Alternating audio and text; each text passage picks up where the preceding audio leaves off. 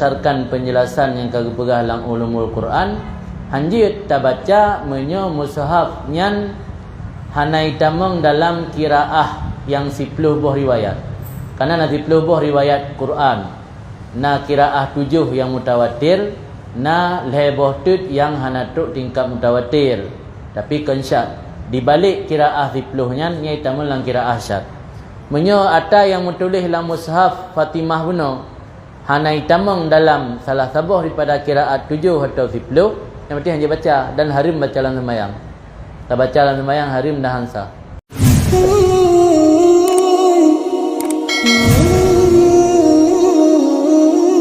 Jadi yang pertama tentang mushaf.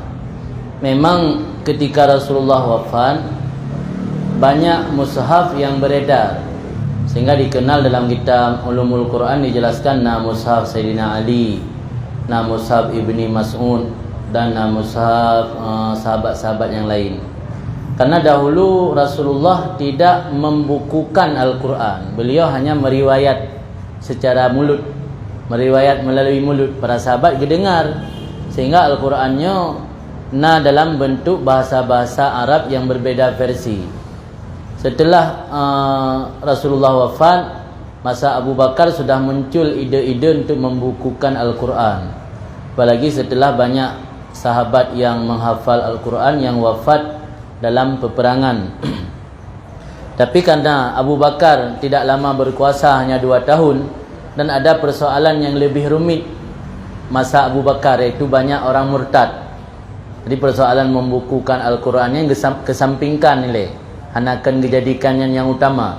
Karena orang letak murtad dan haitim bayu zakut, yang paling persoalan yang rumit di masa Abu Bakar. Maka ide untuk membukukan Al-Qurannya tenggelam, ada lawa saja.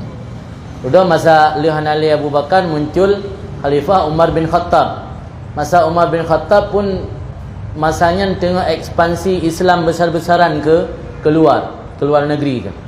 Pengembangan Islam ke Baghdad, ke Mesir dan sebagainya di negara-negara Arab, sehingga han merempuk fikir tentang masalah pembukuan Al-Quran. Baru ide pembukuan Al-Qurannya ditangani secara serius masa Khalifah Utsman bin Affan.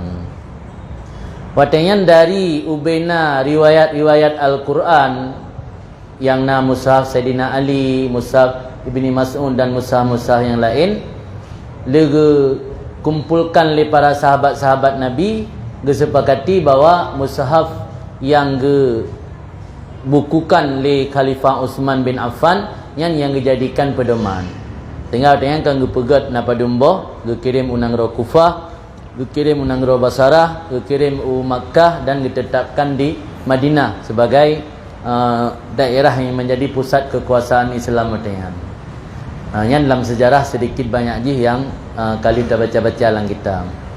Kemudian muncul kelompok-kelompok lain yang tidak mengakui mushaf Utsman karena persoalan politik, karena persoalan ketidaksenangan mereka terhadap Khalifah Utsman.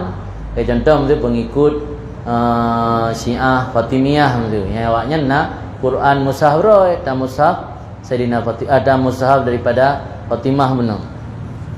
Tapi ketahuilah yang kagak sepakati oleh ulama mulai dari sahabat Rasul bahawa mushaf Utsmani yang dijadikan kepegangan.